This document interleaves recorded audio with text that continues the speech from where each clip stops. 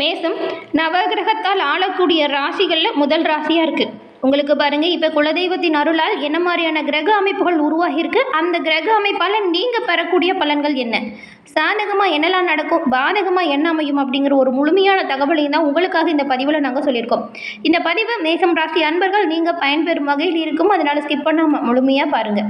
நீங்கள் இப்போ தான் ஃபர்ஸ்ட் டைம் நம்ம சேனலையும் பார்க்குறீங்க அப்படின்னா மறக்காமல் நம்ம சேனலை சப்ஸ்கிரைப் பண்ணி வச்சுக்கோங்க. இந்த மேச ராசிக்காரங்க பாருங்கள், 12 ராசிகளுமே முதல் ராசியாக இருக்கிறது மாதிரி தான் உங்களோட வாழ்க்கை முழுவதுமே எல்லா விஷயத்துலையுமே முதன்மையானவங்களாக விளங்கணும் அப்படின்னு கடுமையாக உழைக்கக்கூடியவங்களா இருப்பீங்க.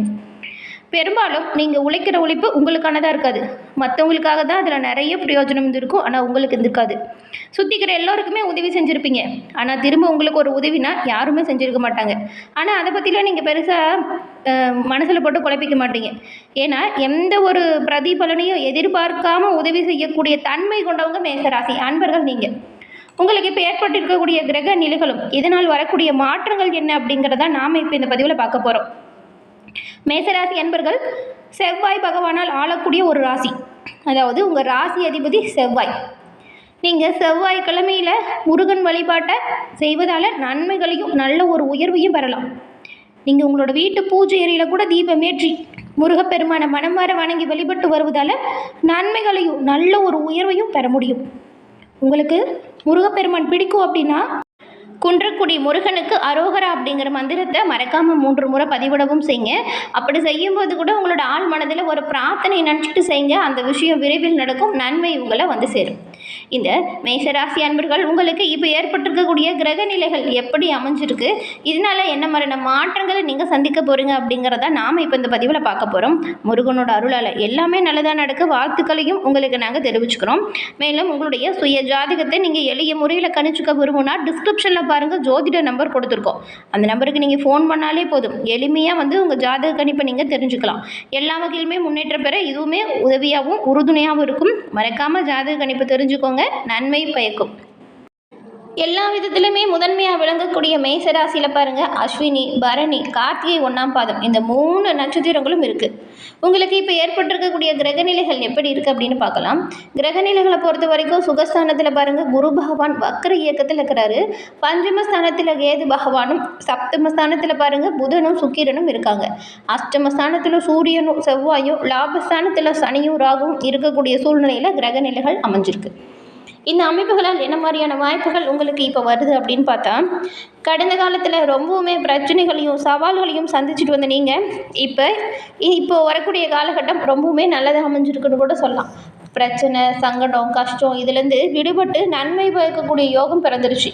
இந்த வாரம் பூமி, வீடு தொடர்பான இதுவரைக்கும் நிலவிய கஷ்டங்கள், பிரச்சனைகள் இது எல்லாமே முடிவுக்கு வரப்போகுது. உங்ககிட்ட சண்டை போட்டுக்கிட்டு பேசாமல் இருந்த சகோதரர்கள்கிட்ட கூட நீங்கள் பாருங்கள் இப்போ இணக்கமாக நடந்துக்குவீங்க. இது வரைக்கும் அவங்கக்கிட்ட ஏற்பட்டிருந்த மன வருத்தம் நீங்கும். உங்களோட குடும்பத்தில் இப்போ பாருங்கள், உங்கள் தலைமையில் சுப நிகழ்ச்சி நடப்பதற்கான பெரும்பாலான வாய்ப்பு இருக்குது. கோபம், படபடப்பு இதனால் நிறைய பிரச்சனையை நீங்கள் சந்திச்சிருப்பீங்க. என்னதான் முயற்சி செஞ்சாலுமே கோபத்தை கட்டுப்படுத்தவே முடியல, அவ்வளவு பிரச்சனை தராங்க அப்படின்னு கடந்த கால சூழ்நிலை ஒவ்வொன்றுமே உங்களோட வாழ்க்கையில் அமைஞ்சிருக்கும். இப்போ பாருங்கள், கோபம், படபடப்பு இது எல்லாமே இயல்பாகவே குறைஞ்சி காணப்படும். நீங்கள் என்ன பண்ணுறீங்க அப்படின்னா, இப்போது கிரக அமைப்பு எல்லாமே உறவுகளுக்குள்ள நல்ல ஒரு வலுவான நிலையை கொடுக்கறதுனால முடிஞ்ச வரைக்கும் யாருக்கிட்டையும் சண்டை போடாதீங்க, கோபத்தை குறைச்சிக்கோங்க, விட்டு கொடுத்து அனுசரித்து போங்க. ஆனாலும் பாருங்கள், வரவு இருக்கும், வரவு இருக்கிறது போலயே செலவும் இருக்கும். இந்த செலவு மட்டும் உங்களுக்கு கொஞ்சம் அப்பப்போ மன சஞ்சலத்தை கொடுக்கும். தாயின் உடல்நிலையில் கொஞ்சம் கவனம் செலுத்துங்க. உங்களோட தொழில் வியாபாரத்தில் பாருங்கள், எல்லாமே நல்லதாக போயிட்டுருக்குது போல் இருக்கும், ஆனால் திடீர்னு சிக்கல் வரும். ஆனால் அதை கண்டு நீங்கள் பயப்பட தேவையில்லை. அந்த சிக்கலை நீங்கள் ரொம்பவுமே துணிச்சலாக எதிர்கொண்டு நன்மையை பெறக்கூடிய வாய்ப்பு இருக்குது. தொழில் வியாபாரத்தில் எவ்வளவு சிக்கல் வந்தாலுமே அதை தைரியமாக சரி கட்டுவீங்க. உத்தியோகத்தில் இருக்கிறவங்களுக்கு உங்கள் அலுவலக பொறுப்பு பாருங்கள், உங்களுக்கு கொஞ்சம் அதிகமாகவே உண்டாகும். நீங்கள் உங்களுக்கு கொடுக்குற வேலையை கவனமாக செய்யணும். அதே போல் இயந்திரத்தில் பணிபுரியக்கூடியவங்களும் சரி, இந்த ஆயுதங்களை கையாளக்கூடியவங்களும் சரி, ரொம்பவுமே எச்சரிக்கையாக உங்களோட வேலையை செய்யணும். எல்லாம் நல்லா இருக்குது அப்படின்னு அசால்ட்டாக இருந்தால் எதுவுமே சரியாக அமையாது. வாய்ப்புகள் நல்லதாக வரும் பொழுது அதை சரியாக பயன்படுத்திக்கணும். அதிகமாக உழைச்சா அதிகமான வரவை எதிர்பார்க்கலாம். நீங்கள் எந்த அளவுக்கு முயற்சி செய்கிறீங்களோ அந்த அளவுக்கு முன்னேற்றத்தை நீங்கள் இப்போ பெறலாம். அதே போல் எல்லா விஷயத்துலையுமே நீங்கள் பாருங்கள், எச்சரிக்கையாக செயல்பட்டிங்கன்னா கட்டாயம் எந்த ஒரு பிரச்சனையுமே வராது. முன்னெச்சரிக்கையாக செயல்படுறது பிரச்சனை வராமல் தடுக்கும். கோபத்தை குறிச்சிக்கிட்டா பெரும்பாலும் இன்பமான சூழலை நீங்கள் அனுபவிக்க முடியும். குடும்பத்தில் இருக்கிறவங்களோட பேச்சுக்கு நீங்கள் பாருங்கள் செவி சாய்ப்பீங்க. உங்களுக்கு எதிராக பேசினவங்க கூட உங்களோட சொல்லுக்கு இப்போ மதிப்பு மரியாதையும் தருவாங்க. குடும்பத்தில் நீங்களுமே சிலரை பெருசாக அவங்க சொல்லுக்கு மதிப்பு கொடுத்துருக்க மாட்டீங்க. உங்களோட சொல்லுக்கும் மதிப்பு இல்லாமல் போயிருக்கும். அந்த மாதிரியான நிலைமை எல்லாமே இந்த வாரம் மாறுது. பெரும்பாலும் நீங்கள் உங்களோட வீடாக இருந்தாலும் சரி, உங்களோட வியாபாரம், தொழில், நண்பர்கள் எல்லா இடத்துலையுமே நீங்கள் விட்டு கொடுத்து அனுசரித்து செல்வதால் நல்ல ஒரு உயர்வையும் நல்ல ஒரு மேன்மையும் கட்டாயம் இந்த மேசராசி அன்பர்கள் நீங்கள் பெற முடியும். பெண்களுக்கு பொறுத்த வரைக்கும் பாருங்கள், எல்லாமே சரியாக நடந்துட்டு இருக்கிறது போல இருக்கும். ஆனால் திடீர்னு இடையில் கோபம், படபடப்பு வரும். இது ரெண்டையுமே நீங்கள் கட்டுக்குள்ளே வச்சுக்கிறது நல்லது. அதே போல் வீட்டில் இருக்கிறவங்ககிட்டும் சரி, அக்கம் பக்கத்தில் இருக்கிறவங்ககிட்டையும் சரி, தேவையில்லாமல் ஏதாச்சும் கருத்து வேறுபாடு வரலாம். உங்களோட வார்த்தைகளில் கவனம் செலுத்துங்க. மற்றவங்கள பற்றி புறம் பேசாதீங்க. உங்ககிட்ட யாராச்சும் மற்றவங்கள பற்றி பேசினா கூட ஏதாவது வேலை இருக்குது அப்படின்னு சொல்லி அந்த ஒரு பிரச்சனைகளை தட்டி கழிச்சிடுங்க. அந்த இடத்துல இருந்து விலகிடுங்க. பெரும்பாலும் இப்படி நீங்கள் தேவையில்லாத விஷயத்திலிருந்து விலகி சென்றால் நன்மை. இல்லைன்னா அதுவுமே சில சிக்கலை கொடுத்துரும். ஜாக்கிரதையாக இருங்க. குடும்பத்தில் இருக்கிறவங்களை எதிர்த்து பேசாதீங்க. கொஞ்சம் அனுசரணையாக நடந்துக்கோங்க. அப்படி இருந்தால் நல்லது. கோபத்தை குறைக்க பாருங்கள். படபடப்பிலிருந்து நீங்கணும் அப்படின்னு நினச்சா இந்த யோகா, தியானம் செய்கிறது ரொம்பவுமே நல்லதாக இருக்கும். திடீர் செலவுமே உங்களுக்கு வரும். வரவு சேமிக்க தொடங்காது போல தான் இருக்கும். சேமிப்பாக எடுத்து வைக்கிறது கொஞ்சம் வாய்ப்பு குறைவு தான். மாணவர்களுக்கு பொறுத்த வரைக்கும் உயர்கல்வி படிக்கிறவங்களுக்குமே கல்வியில் திடீர் பிரச்சனை ஏற்பட்டு நீங்கும். உங்களுடைய ஆசிரியர்கள் ஒத்துழைப்பால் அந்த பிரச்சனையிலேருந்து மீண்டு வருவீங்க.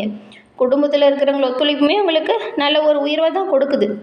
அதே போல் இப்போ நீங்கள் வாகனத்தை பயன்படுத்துகிறீங்க அப்படின்னா ரொம்பவுமே கவனமாக பயன்படுத்துங்க. வாகனம் மூலம் செலவு வரக்கூடிய வாய்ப்பு இருக்குது. அதனால தான் சொல்கிறோம்.